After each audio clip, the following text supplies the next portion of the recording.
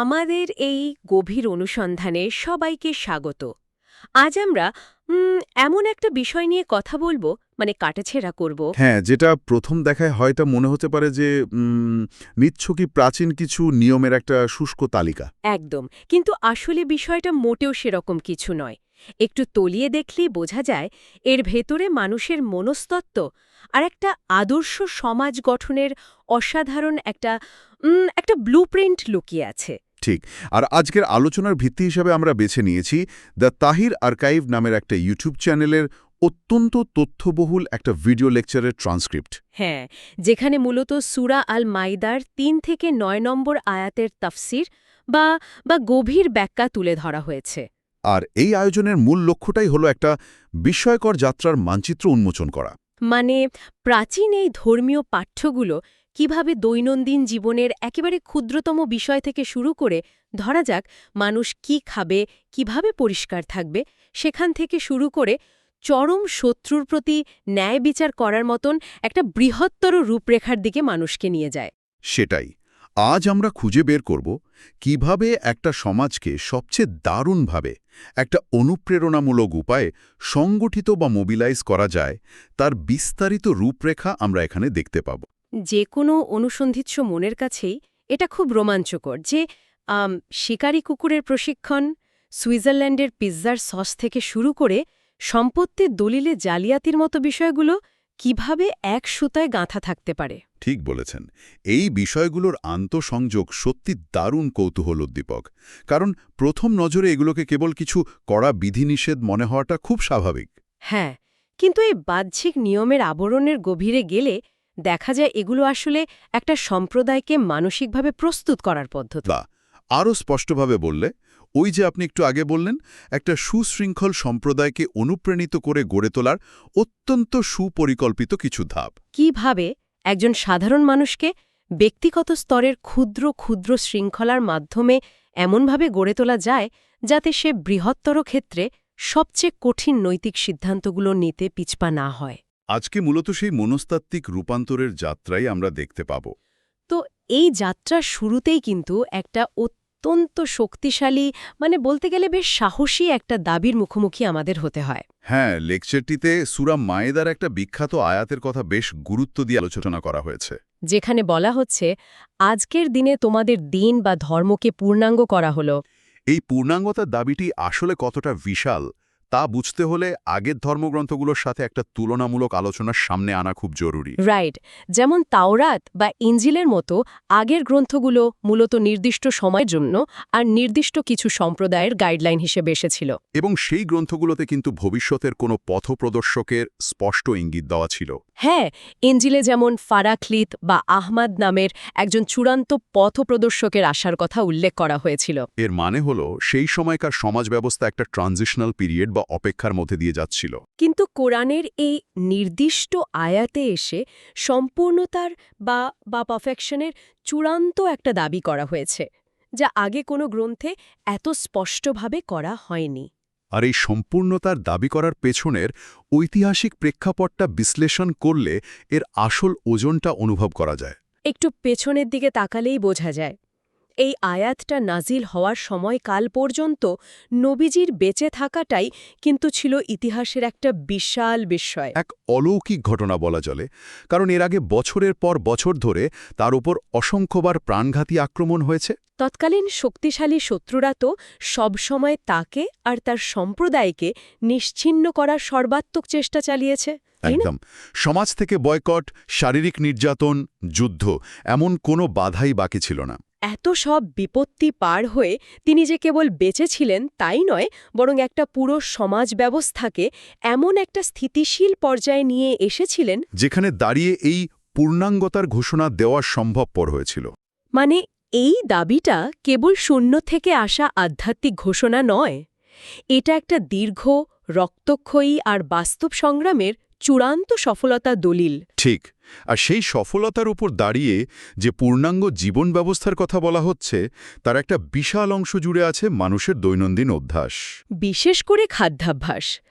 আজকের আধুনিক যুগে আমরা ডায়েট বা খাদ্যাভ্যাস নিয়ে যতটা সচেতন, 1000 বছর আগে সেই নির্দেশনায় নিষিদ্ধ খাবারের যে বিস্তৃত তালিকা দেওয়া হয়েছে তা অবাক করার মতো। হ্যাঁ, মৃত প্রাণী, রক্ত আর শূকরের মাংস খাওয়ার ওপর তো সুস্পষ্ট নিষেধাজ্ঞা আছেই। এর পাশাপাশি আল্লাহর নাম ছাড়া অন্য কোনো সত্তার নামে জবাই করা প্রাণী খাওয়াও সম্পূর্ণ নিষিদ্ধ করা হয়েছে। আর তালিকাটা কিন্তু এখানেই শেষ নয়।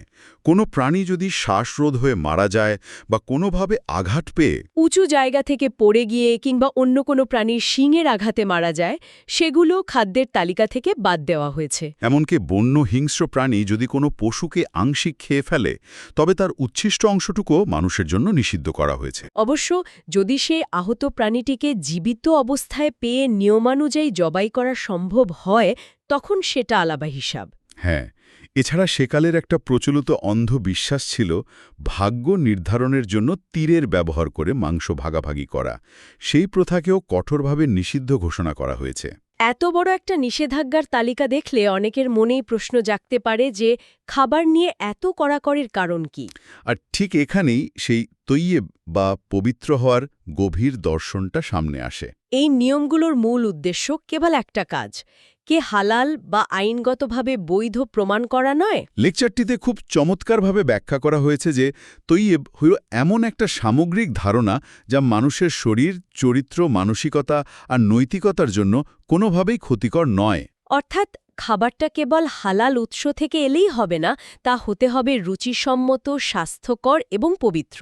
শ্বাসরোধ হয়ে মারা যাওয়া বা আঘাত পেয়ে মরা প্রাণীর মাংস খাওয়ার মধ্যে যে স্বাস্থ্য ঝুঁকি রয়েছে, আধুনিক বিজ্ঞান আজ সেটা প্রমাণ করেছে।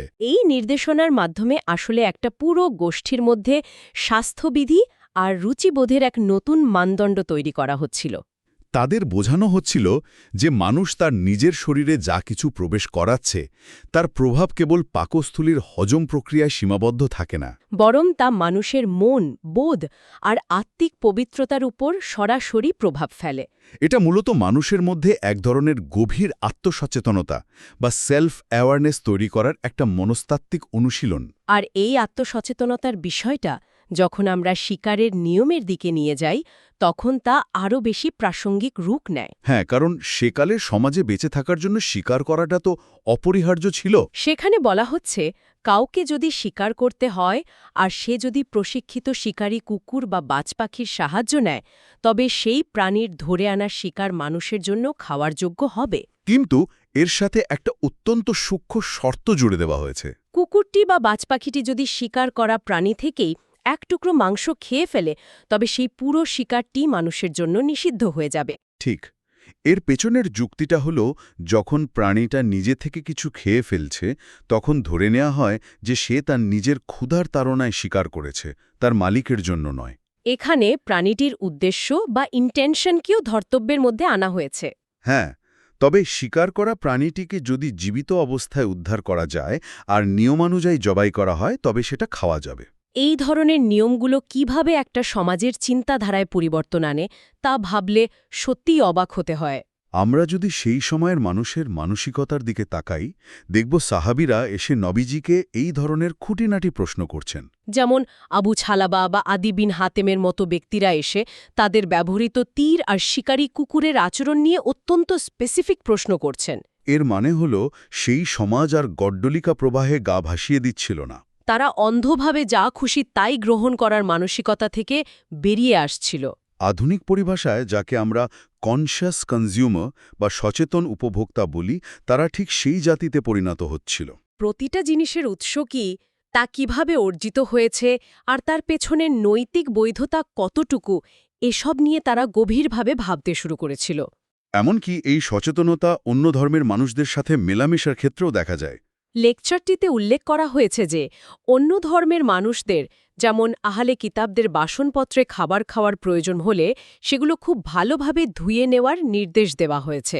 এটা কোনোভাবেই তাদের প্রতি অসম্মান নয়, বরং নিজেদের খাদ্যাভ্যাসের পবিত্রতা বজায় রাখার একটা সতর্কতা, যাতে পূর্বের কোনো অপবিত্র খাবারের অবশিষ্টাংশ সেখানে মেশে না থাকে। এই যে এত সূক্ষ্ম সচেতনতা, এটাই ছিল মূলত একটা সুশৃঙ্খল আর সচেতন জাতি হিসেবে তাদের গড়ে তোলার মূল ভিত্তি। এই চরম সচেতনতার ধারণাটা আধুনিক প্রেক্ষাপটে কিভাবে কাজ করে তার কিছু দারুণ বাস্তব দৃষ্টান্ত লেকচারটিতে তুলে ধরা হয়েছে। হ্যাঁ, ঐতিহাসিক একটা ঘটনার উল্লেখ সেখানে আছে, যেখানে এক ব্যক্তিকে রাস্তাঘাটের বেওয়ারিশ ক্ষতিকর কুকুর নিধনের দায়িত্ব দেওয়া হয়েছিল। আর কালক্রমে সমাজের মানুষ তার নামই দিয়ে দিয়েছিল পীর কুত্তেমার বা কুকুর নিধনকারী পীর। ঘটনাটা শুনতে কিছুটা হাস্যকর মনে হলেও এটা সেকালের জনস্বাস্থ্য, পরিষ্কারতা আর সামাজিক শৃঙ্খলার একটা অদ্ভুত দিক তুলে ধরে। এর পাশাপাশি লেকচারার নিজের একটা একেবারে আধুনিক অভিজ্ঞতার কথা শেয়ার করেছেন, যা এই প্রাচীন নিয়মের সাথে আজকের দিনের সরাসরি সংযোগ স্থাপন করে। সুইজারল্যান্ডের পিৎজার ঘটনাটা, তাই তো? হ্যাঁ, তিনি একবার সুইজারল্যান্ডে বেড়াতে গিয়ে একটা রেস্তোরাঁয় পিৎজা খেতে গিয়েছিলেন। সাধারণ কেউ হলে হয়তো ক্ষুধা মেটাতে সরাসরি পিৎজাটা খেয়ে ফেলত। কিন্তু এই তৈয়াব বা পবিত্রতার শিক্ষা যার ভেতরে আছে, সে অন্ধভাবে তা গ্রহণ করতে পারে না।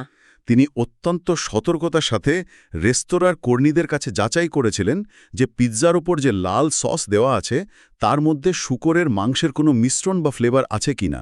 কারণ ইউরোপের অনেক দেশেই খাবারের স্বাদ বাড়ানোর জন্য এরকম সসে শূকরের উপাদানের ব্যবহার খুব সাধারণ একটা বিষয়। শুধু পিৎজা নয়, এমনকি বিদেশি সাধারণ বিস্কিট কেনার ক্ষেত্রেও এর উপাদানের তালিকায় প্রাণীজ চর্বি আছে কিনা তা যাচাই করার প্রসঙ্গটাও আলোচনায় এসেছে।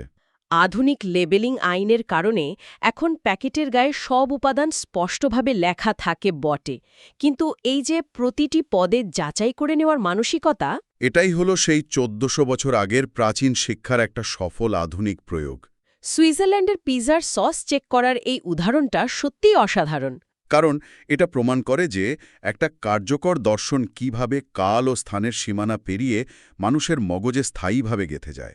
একজন মানুষ যখন খাবারের মতো একটা দৈনন্দিন বিষয়ে এতটা সংবেদনশীল হয়ে ওঠে, তখন তার মস্তিষ্কের প্যাটার্নগুলো এক ধরনের শৃঙ্খলায় অভ্যস্ত হয়ে যায়।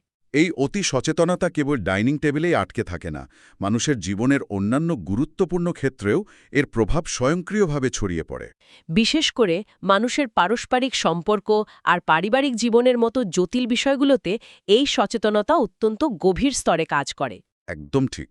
খাদ্যাভ্যাস থেকে পারিবারিক জীবনের নিয়মে এই যে রূপান্তর, এটা আলোচনার অন্যতম একটা শক্তিশালী দিক। খাদ্যের পবিত্রতা নিশ্চিত করার পর লেকচারটা খুব স্বাভাবিকভাবেই জীবনের সবচেয়ে কাছের সম্পর্ক মানে বিবাহ আর দাম্পত্য জীবনের দিকে মোড় নেয়। সেখানে বলা হচ্ছে, বিয়ে করার ক্ষেত্রে কেবল আইনিভাবে সম্পর্কটা হালাল বা বৈধ হওয়াই যথেষ্ট নয়, বরং এমন একজন সঙ্গী বেছে নেয়ার উপর জোর দেওয়া হয়েছে যিনি তৈয়েব বা পবিত্র চিন্তার অধিকারী। এখানে মানুষের বাহ্যিক রূপ বা সম্পদের চেয়ে তার চরিত্র আর মানসিক পবিত্রতাকে সর্বোচ্চ গুরুত্ব দেওয়া হয়েছে। সেই সাথে তৎকালীন সমাজে প্রচলিত একটা চরম অবক্ষয়মূলক প্রথাকে কঠোরভাবে নিষিদ্ধ করা হয়েছে। গোপন প্রেমিকা বা রক্ষিতা রাখার প্রথা। হ্যাঁ, এই ধরনের অস্বচ্ছ সম্পর্ককে আরবিতে আকদান বলা হয়েছে। অর্থাৎ সম্পর্কের ক্ষেত্রে সম্পূর্ণ স্বচ্ছতা, সততা আর দায়বদ্ধতা নিশ্চিত করার কথা বলা হয়েছে। কোনো ধরনের লুকোচুরি, প্রতারণা বা ডাবল স্ট্যান্ডার্ড সেই সমাজ ব্যবস্থায় পুরোপুরি অগ্রহণযোগ্য হিসেবে ঘোষণা করা হয়েছে। এই পারিবারিক নিয়মের অংশে স্বামীদের প্রতি যে ধরনের নির্দেশনা দেওয়া হয়েছে তার মনস্তাত্ত্বিক গভীরতা বিশ্লেষণ করলে আধুনিক যুগের যে কোনো সম্পর্ক বিশারদ চমকে উঠবেন। লেকচারে বলা হয়েছে যে একজন স্বামীর দায়িত্ব কেবল স্ত্রীর অন্য বস্ত্রীর আইনি অধিকারগুলো মেটানোই নয়, বরং তার আত্মসম্মান ও মর্যাদাকে সর্বোচ্চ স্তরে রক্ষা করা। স্বামী নিজে যে মানের খাবার খাবে, স্ত্রীকে ঠিক তার সমমানের খাবার দেবে। নিজে যে মানের পোশাক পরবে, স্ত্রীকেও সেই মানের পোশাক দেবে। এই সাম্যের কথা তো আছেই, কিন্তু এর চেয়েও অনেক বেশি সংবেদনশীল দিকটা হল মানসিক সুরক্ষার বিষয়টি। স্পষ্টভাবে নির্দেশ দেয়া হয়েছে যে স্ত্রীকে কখনো মুখে বা স্পর্শকাতর জায়গায় আঘাত করা যাবে না এবং তাকে কখনোই কথায় কথায় কুৎসিত বা বদসকল বলা যাবে না। এই নির্দেশনার মধ্যে মানসিক স্বাস্থ্যের প্রতি এক অসামান্য সংবেদনশীলতা লুকিয়ে আছে। আধুনিক মনোবিজ্ঞানে যাকে আমরা ভার্বাল অ্যাবিউজ বা মাইক্রো অ্যাগ্রেশন বলি, তার ভয়াবহতা এখানে তুলে ধরা হয়েছে। কাছের মানুষটি যদি প্রতিদিন কারো চেহারা বা যোগ্যতা নিয়ে নেতিবাচক কথা বলে, তবে সেই মানুষের আত্মবিশ্বাস কিভাবে ভেঙে চুরমার হয়ে যায় সেই মনস্তাত্ত্বিক দিকটা হাজার বছর আগেই এখানে সম্বোধন করা হয়েছে। অর্থাৎ একটা সম্পর্কের মূল ভিত্তি কেবল একটা সামাজিক চুক্তির উপর নির্ভর করে না, বরং তা পারস্পরিক সম্মান আর মানসিক যত্নের উপর স্থাপন করা হয়েছে। আর এই মানসিক পবিত্রতার ধারণার সাথে ওতপ্রোতভাবে জড়িয়ে আছে ব্যক্তিগত শারীরিক পরিচ্ছন্নতার বিষয়টি। পরিচ্ছন্নতা যে কেবল একটা বাহ্যিক রুটিন নয়, বরং এটা আত্মাকে প্রস্তুত করার একটা দৈনন্দিন মহড়া, তা অজু ও তায়াম্মুমের আলোচনার মাধ্যমে খুব সুন্দরভাবে ফুটে উঠেছে। সেখানে একটা চমৎকার ঐতিহাসিক ঘটনার উল্লেখ রয়েছে যা মক্কা বিজয়ের দিনের সাথে সম্পর্কিত। হ্যাঁ, সেই দিন নবীজি একটা মাত্র অজু দিয়ে সম্পূর্ণ 5 ওয়াক্ত নামাজ আদায় করেছিলেন। যখন তার সঙ্গী উমার এই ব্যতিক্রমী বিষয়ের কারণ জিজ্ঞেস করেছিলেন, তখন তিনি অত্যন্ত প্রজ্ঞার সাথে জানিয়েছিলেন যে এটা তিনি ইচ্ছে করেই করেছেন। উদ্দেশ্য ছিল সাধারণ মানুষকে এটা বুঝিয়ে দেওয়া যে নিয়মের মধ্যে একটা নমনীয়তা বা ফ্লেক্সিবিলিটি রয়েছে। ধর্মের নিয়মগুলো মানুষকে শেকলে বাঁধার জন্য নয়, বরং তাদের জীবনকে সুশৃঙ্খল কিন্তু সহজ করার জন্য দেওয়া হয়েছে। এই নমনীয়তার ব্যবহারিক এবং বৈজ্ঞানিক দিকগুলো গভীরভাবে ভাবার মতো। ইসলাম কিভাবে মানুষের দৈনন্দিন বাস্তবতাকে স্বীকার করে নিয়ে নিয়মগুলোকে সহজ করেছে তার বেশ কিছু অসাধারণ উদাহরণ এই লেকচারে রয়েছে। যেমন ভ্রমণের সময় চামড়ার মোজার উপর মাসেহে করার নিয়ম। একজন ভ্রমণকারীর জন্য ধুলোবালি বা ঠান্ডার মধ্যে বারবার মোজা খুলে পা ধোয়াটা অত্যন্ত কষ্টকর একটা কাজ হতে পারে। তাই শর্ত সাপেক্ষে পরিষ্কার মোজার ওপর শুধু ভেজা হাত বুলিয়ে নেওয়া বা মাসেহ করার অনুমতি দেওয়া হয়েছে। আবার যদি কোথাও পানির তীব্র অভাব থাকে বা অসুস্থতার কারণে পানি ব্যবহার করা ক্ষতিকর হয়, তবে পরিষ্কার মাটি দিয়ে তায়াম্মুম করার বিধান রাখা হয়েছে। এর মূল উদ্দেশ্য কিন্তু মানুষকে অকারণে শারীরিক কষ্টে ফেলা নয়, বরং তাকে যে কোনো বিরূপ পরিস্থিতিতেও পরিষ্কারতার শৃঙ্খলার সাথে মানসিকভাবে যুক্ত রাখা। পাশাপাশি এই লেকচারে দাঁত ব্রাশ করা বা মেসওয়াক করা এবং নাক পরিষ্কার করার মতো বিষয়গুলোর বৈজ্ঞানিক উপযোগিতাও টানা হয়েছে। আধুনিক চিকিৎসাবিজ্ঞান প্রমাণ করেছে যে মুখের এবং নাকের ভেতরের ব্যাকটেরিয়া কিভাবে চোখ ও মস্তিষ্কের নানা মারাত্মক রোগের কারণ হতে পারে। প্রতিদিন অন্তত 5 বার এভাবে নিজেকে পরিষ্কার করার মাধ্যমে একজন মানুষ শারীরিক ও মানসিকভাবে কতটা সতেজ থাকতে পারে তা আজকের দিনের যে কোনো স্বাস্থ্য সচেতন মানুষ সহজেই বুঝতে পারবেন। এতক্ষণ ধরে আমরা ব্যক্তিগত নিয়ম, খাবার, পরিষ্কারতা আর পারিবারিক সম্পর্কের মতো মাইক্রো লেভেলের বিষয়গুলো নিয়ে কথা বলছিলাম। কিন্তু ঠিক এই জায়গাটিতেই আজকের আলোচনাটি সবচেয়ে কৌতূহলোদ্দীপক এবং ক্লাইম্যাক্সের দিকে মোড় নেয়। এই ছোট ছোট ব্যক্তিগত নিয়মগুলোর বৃত্ত পার হয়ে মূল পাঠ্যটি সমাজ ও রাষ্ট্রের সবচেয়ে কঠিন একটা বৃহত্তর বিষয়ে প্রবেশ করে।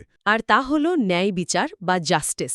এটা একটা অত্যন্ত যৌক্তিক এবং গভীর দার্শনিক প্রশ্নের জন্ম দেয়। একজন মানুষের ব্যক্তিগত পরিচ্ছন্নতা আর পিৎজার সস যাচাই করার সাথে সমাজের ন্যায় বিচার প্রতিষ্ঠার সম্পর্ক কোথায়? এই আয়াতে একটা যুগান্তকারী কথা বলা হয়েছে, যা মূলত পুরো কোরআনের অন্যতম শক্তিশালী একটা বার্তা। বলা হয়েছে কোনো সম্প্রদায়ের প্রতি শত্রুতা যেন কখনো ন্যায় বিচার থেকে বিচ্যুত না করে। এই নির্দেশনার পেছনের ঐতিহাসিক ওজনটা একবার কল্পনা করার চেষ্টা করা যাক। সেই সময়ের মক্কাবাসীদের উদাহরণটা এখানে সবচেয়ে বেশি প্রাসঙ্গিক। এই মক্কাবাসীরা বছরের পর বছর ধরে চরম নির্যাতন চালিয়েছিল, আর্থিকভাবে পঙ্গু করে দিয়েছিল, হত্যা করেছিল এবং মাতৃভূমি থেকে তাড়িয়ে দিয়েছিল। যে কোনো সাধারণ মানুষের মনেই এই ধরনের অত্যাচারীর প্রতি চরম প্রতিশোধস্পৃহা থাকাটা স্বাভাবিক। কিন্তু যখন সেই নির্যাতিত গোষ্ঠীর হাতে ক্ষমতা এলো, তারা যখন বিজয়ী হল, তখনও সেই চরম শত্রুদের সাথেও এতটুকু অবিচার করার অনুমতি তাদের দেওয়া হয়নি। নির্দেশ ছিল একেবারে স্ফটিকের মতো স্পষ্ট। শত্রুতা বা ব্যক্তিগত আক্রোশ যতই থাক না কেন, ন্যায় বিচারের পাল্লা যেন আবেগের বশবর্তী হয়ে এক চুলও এদিক ওদিক না নড়ে। প্রতিশোধ নেওয়ার পূর্ণ ক্ষমতা থাকার পরও নিজের ক্রোধকে নিয়ন্ত্রণ করে ন্যায় বিচার বজায় রাখা মানুষের জন্য সম্ভবত সবচেয়ে কঠিন পরীক্ষাগুলোর একটি। লেকচারটিতে এই চরম সত্যির একটা খুব বাস্তব এবং আধুনিক উদাহরণ দেওয়া হয়েছে, যা আমাদের চারপাশের সমাজের দিকে তাকালে আমরা দেখতে পাই। সেখানে সমাজের একটা খুব পরিচিত আর করুণ চিত্র তুলে ধরা হয়েছে। আমাদের সমাজে এমন অনেক ভাই বা নিকটাত্মীয় দেখা যায় যারা মুখে খুব মিষ্টি কথা বলে, পারিবারিক অনুষ্ঠানে খুব ভালোবাসার অভিনয় করে, বাইরে থেকে দেখলে মনে হবে তাদের মতো আপন আর হিতাকাঙ্ক্ষী বোধহয় পৃথিবীতে আর কেউ নেই। কিন্তু যখন পৈতৃক সম্পত্তির ভাগাভাগির সময়ে আসে তখন দেখা যায় অত্যন্ত চতুরতার সাথে তারা দলিলে বা কাগজপত্রে জালিয়াতি করে আপন ভাই বা বোনের ন্যায্য অধিকারটুকু কেড়ে নিয়েছে। বাহ্যিক ভালোবাসার মোড়কে তারা নিজের রক্তের সম্পর্কের সাথেই চরম অবিচার করছে। এই উদাহরণের মাধ্যমে বোঝানো হয়েছে যে আসল ভালোবাসার মাপকাঠি কেবল মুখের মিষ্টি কথা বা বাহ্যিক ভদ্রতা নয়, বরং সত্যিকারের মানসিকতা আর নৈতিকতার প্রমাণ মেলে ঠিক তখন যখন কেউ তার চরম শত্রুর সাথেও নিজের স্বার্থের বাইরে গিয়ে সম্পূর্ণ ন্যায়বিচার করতে পারে। সম্পত্তি দলিলের এই উদাহরণটা একেবারে নিখুঁত একটা পর্যবেক্ষণ।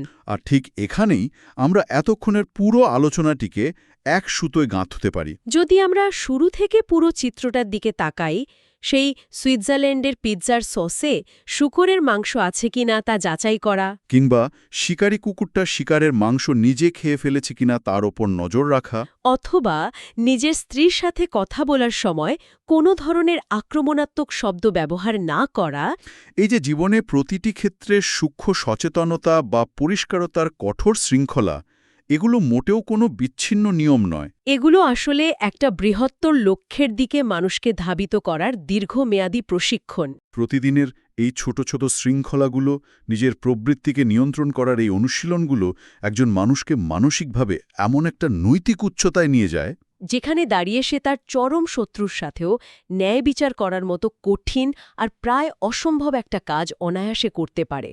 এভাবেই একটা সম্প্রদায়কে সত্যিকার অর্থে অনুপ্রাণিত করে গড়ে তোলা বা তাদের মধ্যে একটা নৈতিক জাগরণ তৈরি করা সম্ভব হয়। কিভাবে একটা সমাজকে সবচেয়ে দারুণভাবে সংগঠিত বা মোবিলাইজ করা যায়, এটাই তার শ্রেষ্ঠ প্রমাণ। ছোট ছোট ব্যক্তিগত ডিটেলসগুলো কিভাবে একটি বিশাল, শক্তিশালী আর ন্যায়পরায়ণ সমাজ গঠনের শক্ত ভিত হিসেবে কাজ করে, আজকের এই আলোচনাটি তার এক অসাধারণ উদাহরণ। একদম তাই। চমৎকার একটা সারসংক্ষেপ। আমরা আমাদের আজকের এই রোমাঞ্চকর, গভীর অনুসন্ধানের একেবারে শেষ পর্যায়ে চলে এসেছি। পুরো আলোচনাটির দিকে ফিরে তাকালে সত্যি এক বিস্ময়কর অনুভূতি কাজ করে।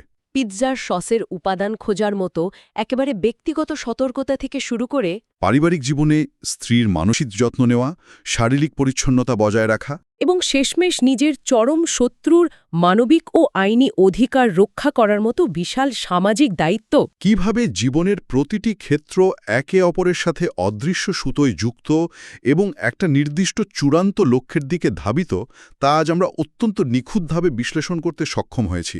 ধর্ম বা প্রাচীন এই দর্শনগুলো কেবল কিছু নিয়মকে মানুষের কাঁধে চাপিয়ে দেয় না, বরং তারা মানুষের একেবারে ভেতর থেকে একটা ন্যায়পরায়ণ ও সংবেদনশীল সত্তাকে জাগিয়ে তোলার চেষ্টা করে। ঠিক। আজকের মতো আমরা এই বৌদ্ধিক যাত্রা থেকে বিদায় নেব, তবে যাওয়ার আগে একটা অত্যন্ত প্রাসঙ্গিক ভাবনার বিষয় এখানে রেখে যেতে চাই। সেটা কি? আজকের এই আধুনিক বিশ্বের দিকে তাকালে আমরা কি দেখি? বিশ্ব রাজনীতিতে প্রতিনিয়ত সংঘাত চলছে, ক্ষমতার লড়াই আর তীব্র বিদ্বেষে পৃথিবী প্রতিনিয়ত টালমাটাল হচ্ছে। জি, এটা তো আমাদের নিত্যদিনের দৃশ্য। শুধু একবার ভাবুন, যদি আধুনিক রাষ্ট্র ব্যবস্থা আর এর কর্ণধাররা কেবল এই একটা নীতির অনুশীলন করত যে শত্রুতা যতই চরম পর্যায়ে থাকুক না কেন, ন্যায় বিচারের সাথে কোনো অবস্থাতেই আপোস করা যাবে না। তাহলে আমাদের আন্তর্জাতিক সম্পর্ক আর সংঘাতের চিত্রগুলো আজ কতটা ভিন্ন হতে পারত? এটা সত্যিই আমাদের সবার জন্য একটা গভীর চিন্তার খোরাক হতে পারে। গভীর অনুসন্ধানের আজকের আয়োজনে আমাদের সাথে থাকার জন্য অসংখ্য ধন্যবাদ। পরের বার সম্পূর্ণ নতুন কোনো বিষয় নিয়ে আবার কথা হবে। বিদায়।